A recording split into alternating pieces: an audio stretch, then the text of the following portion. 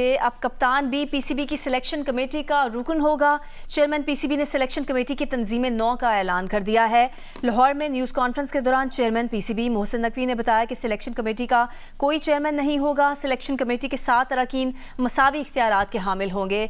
मोहम्मद यूसुफ, अब्दुल रज़ाक, वहाब रियाज और Asad Shafiq selection committee में शामिल होंगे। कप्तान, हेड कोच और डेटा एनालिस्ट भी सिलेक्शन कमेटी का हिस्सा होंगे। हम लोगों ने सिलेक्शन कमेटी को रीऑर्गेनाइज़ किया है और अब ये सिलेक्शन कमेटी जो है वो 7 लोगों पर मुश्तमिल होगी और इन 7 लोगों में मैं आपको बता देता हूँ। लेकिन एक जो डिफरेंट चीज़ हुई है कि अब कोई चेयरमैन सिलेक्शन कमेटी नहीं होगा। 7 के 7 मेंबर्स के पास उतनी पावर होगी जितनी किसी एक मेंबर के पास होती है और वो मेजॉरिटी पे डिसीजन करेंगे। उनकी डिबेट हो, उनकी आपस में बहस हो, ताकि एक अच्छे कंक्लूजन की तरफ हम पहुँचें। अभी उससे पहले जो फॉर्मेट था वो ज़रा फ़र्क था। 4 मेंबर्स मेरे साथ बैठे हुए हैं इस टाइम पे और एक मेंबर के ऊपर मैं आपको यकीन से बताता हूँ कि प्रॉपर वर्किंग हुई है, प्रॉपर इसके प्रोज एंड कॉन्स देखे गए हैं, कितना किसी को समझ है प्लेयर्स की और बहुत सारे फैक्टर्स हैं जिनको देखा गया है।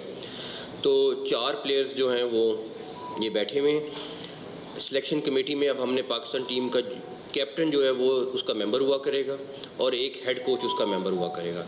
एक हमने डाटा का बंदा लिया है और 2-3 कोऑर्डिनेटर होंगे। उनके कोऑर्डिनेटर्स के पास वोटिंग पावर नहीं होगी, लेकिन एक डाटा का बंदा है और 4 बंदे ये हैं, एक कैप्टन है और एक हेड कोच। तो 7 लोगों पर मुश्तमिल ये सिलेक्शन कमेटी होगी और ये सिलेक्शन कमेटी जो है वो डिसाइड करेगी हर अगला फ़ैसला। अब के बाद कोचेस के ऊपर हमारा काम हो रहा है और आप यकीन माने जिस दिन फाइनल होगा हम आपके पास आएंगे और आपको बताएंगे।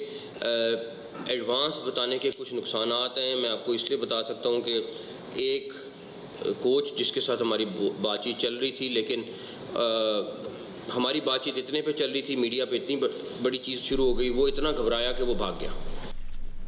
पीसीबी के इन फैसलों पर हम बात करेंगे। क्रिकेट के सिकंदर बख्त ने हमें ज्वाइन किया है और senior sports journalist Abdul Majid Bhatti भी हमारे साथ हैं। सिकू, सबसे पहले यही कि ये जो कप्तान को सिलेक्शन कमेटी का रुकन बनाया और ये इसकी वजाहत भी उन्होंने की कि मुशावरत तो होती थी पहले, चाहे वाजबी भी होती थी एक ज़माने में, तो मुशावरत नहीं, वो रुकन होगा, बाकायदा उसकी से होगी और उसके कहने पर टीम में प्लेयर्स आएंगे। बिल्कुल सही है, इसलिए कि देखें जब टीम हारती है तो सारा नजला जो है कप्तान के ऊपर आता है और कोच के ऊपर आता है। टीम खिलानी किसने होती है? कोच ने खिलानी होती है। हम जब भी कभी सेलेक्टर से पूछते हैं कि जी आपने लड़का भेजा वो खेला नहीं, तो वो कहते हैं कि जी हम क्या करें, जी हमने तो सेलेक्ट कर लिया था, वो कप्तान ने नहीं खिलाया। तो इट्स बेटर कि कप्तान वहाँ बैठा हो और कोच भी वहाँ बैठा हो, उनको पता होगा कि उन्होंने किस लड़के को खिलाना है, तो इट्स बेटर कि वो दोनों वहाँ पे हिस्सा हो। देखें जब मैं सेलेक्टर था मैं कप्तान के घर गया था, वो कप्तान कराची का था, मैं कराची में उनके घर गया था, उनको टीम बताई कि ये हमारी टीम है जो हम बना रहे हैं, आपको अगर कोई एतराज हो तो उस पर चेंज करें। जब हम ये करते हैं, कप्तान से पूछते हैं, तो उसको शामिल करना बहुत अच्छा किया है। इसलिए कि बाद में भी ये ना फैसला हो कि जी मैंने तो भेज दिया था लड़का, उन्होंने नहीं खिलाया, तो ये चीज खत्म हो जाएगी। नंबर 1। नंबर 2, एक चीज का मुझे एतराज है, वो ये है कि मैं हमेशा बिलीव करता हूँ रज़ाक और जो यूसुफ हैं वो तो ठीक है, उनके और प्लेयरों के दरमियान फासले हैं, मगर असद शफीक और वहाब रियाज तो 2020 तक खेलते रहे और उनके साथ 7 लड़के पाकिस्तान टीम के ऐसे हैं जिसके अंदर वो जो इन लड़कों के साथ खेलते रहे। तो ये थोड़ा सा वो हो जाता है कि रंजिशें दिल में होती हैं। असद शफीक को ड्रॉप किया गया था 2020 के बाद, उनके दिल में हो सकता है रंजिश। लड़का बहुत अच्छा है, असद शफीक इज अ थोड़ा जेंटलमैन, बहुत अच्छा लड़का है, तमीजदार लड़का है, बहुत अच्छा लड़का है। मेरी वहाब रियाज से इंटरेक्शन कभी नहीं हुई, तो ये बहुत अच्छा लड़का है, मगर ये थोड़ा सा फासला सिलेक्शन कमेटी और लड़कों के दरमियान होना चाहिए था। जहां तक डेटा एक्सपर्ट का ताल्लुक है, मैं तो डेटा पे इतना ज्यादा बिलीव नहीं करता। स्टैट सारे निकल आते हैं, खेल सिचुएशनल होता है, जैसी सिचुएशन होती है उससे ज्यादा क्रिकेट खेली जाती है, तो वो उनकी मर्जी है, वो डेटा एक्सपर्ट रखना चाहे ना रखें। चेयरमैन सिलेक्शन कमेटी नहीं है, वो एक नया एक्सपेरिमेंट होगा, देख लेते हैं। हमारे दौर में जो चेयरमैन सिखू भाई साथ ही रहिए। भट्टी साहब से भी यही सवाल। भट्टी साहब, कैसा फैसला है ये कप्तान को सिलेक्शन कमेटी का जो मुस्तकिल रुकन बनाया गया है? देखें, अब कप्तान को basically official role selection committee में दे दिया गया है। माजी में हमने देखा है कि कप्तान सिलेक्शन कमेटी का हिस्सा नहीं होते थे, लेकिन कप्तान के पास इतने इख्तियारात होते थे कि वो जिस प्लेयर्स को चाहते थे टीम में डलवा देते थे, जिसको चाहते थे टीम में मना कर देते थे कि इसको टीम में सिलेक्ट ना करें। लेकिन पाकिस्तान क्रिकेट में एक और नया तजर्बा होने जा रहा है। मुझे याद है 2019 में मिसबाउल हक को जब हेड कोच बनाया गया तो उन्हें चीफ सिलेक्टर भी बनाया गया और उन्हें बैटिंग कोच भी बनाया गया, लेकिन 1.5-2 साल में वो तजर्बा नाकाम हुआ।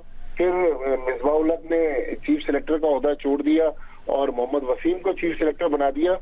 लेकिन एक अच्छी चीज हुई है कि ये जो 4 सिलेक्शन कमेटी के मेंबर आज अनाउंस हुए हैं, चारों बड़े प्लेयर्स हैं और चारों क्रेडिबिलिटी वाले हैं।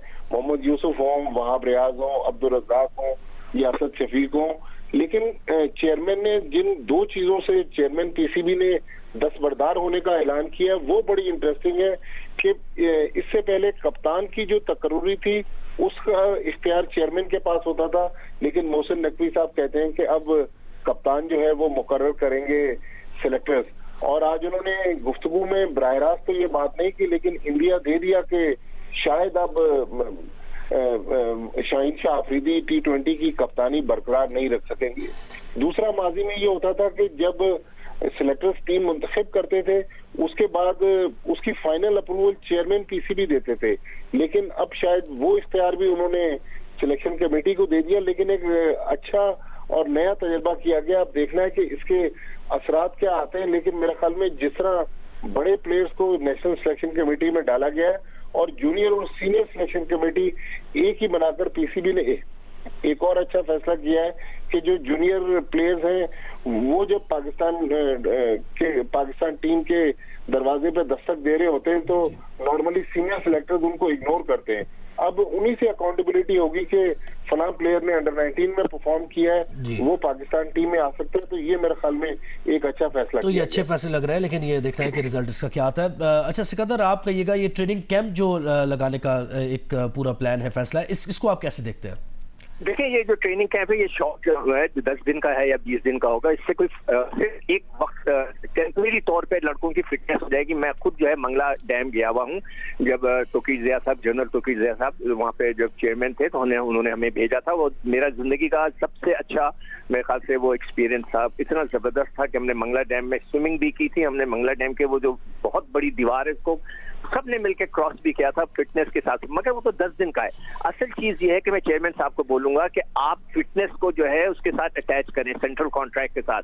आप सीजन से पहले हर एक का फिटनेस टेस्ट कराएं। जो लड़का फिटनेस टेस्ट पास नहीं करता उसको आप सेंट्रल कॉन्ट्रैक्ट ना दें। और ये फिटनेस टेस्ट जो है ये मीडिया के सामने होना चाहिए। जब लड़के गेम खेलते हैं तो टीवी पर लाइव टेलीकास्ट होता है, तो ये जो फिटनेस टेस्ट है मीडिया के सामने होना चाहिए ताकि सबको पता चले कि ऑनेस्टली कौन जो है पास है फिटनेस टेस्ट। अगर वो फिटनेस टेस्ट पास नहीं करता तो उसको सेंट्रल कॉन्ट्रैक्ट ना दें। आप देखिएगा हर लड़का डबल फिट हो जाएगा। ये पैसों से मार लेने तो पैसों से ही ये लोग रुकते हैं। और इसके अलावा ये फिटनेस जो है ये 10 दिन का है, ठीक है, it will be a good experience. मगर असल चीज जो है वो है कि लड़कों को एजुकेट करें कि ये fitness is their own problem. ये पाकिस्तान के लिए इंपॉर्टेंट मुसलसल बुनियादों पे यानी फिटनेस अपनी रखें प्लेयर्स और सेंट्रल कॉन्ट्रैक्ट को इससे जुड़ा होना। बहुत शुक्रिया। क्रिकेट एक्सपर्ट सिकंदर बख्त हमारे साथ है और senior sports journalist Abdul Majid Bhatti ने भी टाइम दिया।